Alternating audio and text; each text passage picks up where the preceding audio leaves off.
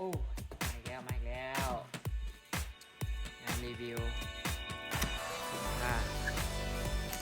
วันนี้มันอย่างน้อมันเป็นอายุงกาเขาซื้อมาง่ายก็เลยอยากใส่ก็เลยลองสั่งมามันเป็นเอาเอิญจักเมื่อนหรือลูกหมูจักเจียหมูแต่ว่าเขาจะเอิญลูกหมูครับลูกหมูจักเมื่อนกันแล้วจักเมื่อนมือถือนะจักเมื่อนมือถือซื้อมาในโปรโมชั่น9 ในราคาประมาณพันกับ100 บาทราคาส่งเมืองที่80 บาทเป็น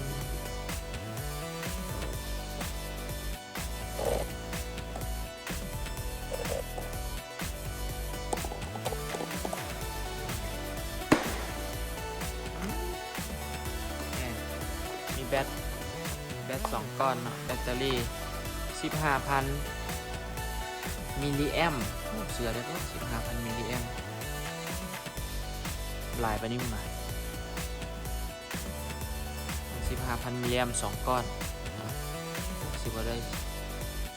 ซอกนั้นก็เอาเครื่องอันนี้มาปึ๊บใส่แล้วก็ใส่ลำโพง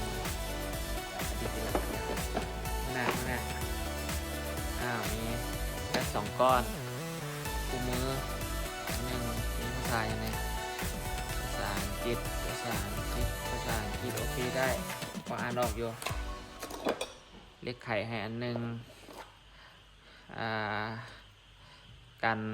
กันเศษเนาะเวลาเจีย1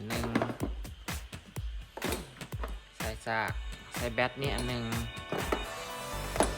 นี่จับอันหนึ่งที่ขาดไปได้ก็คือไดมอนด์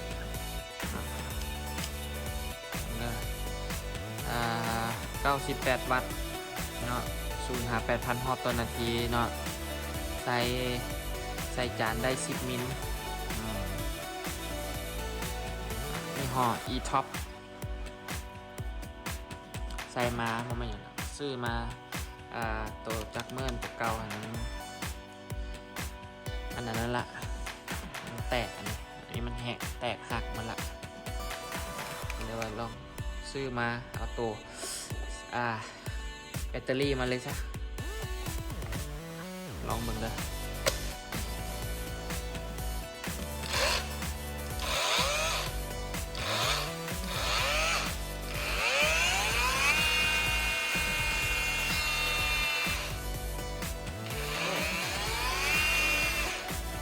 โอเคเลยเวลาเขากดไปนี่จะซ่าเวลาเขากดไปมันจะซ่าเนาะเวลากดด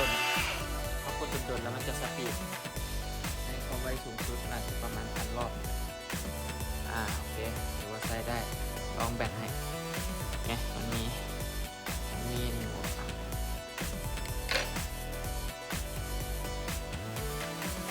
ตัวมอดความแห้งเนาะอันนี้เบอร์ 1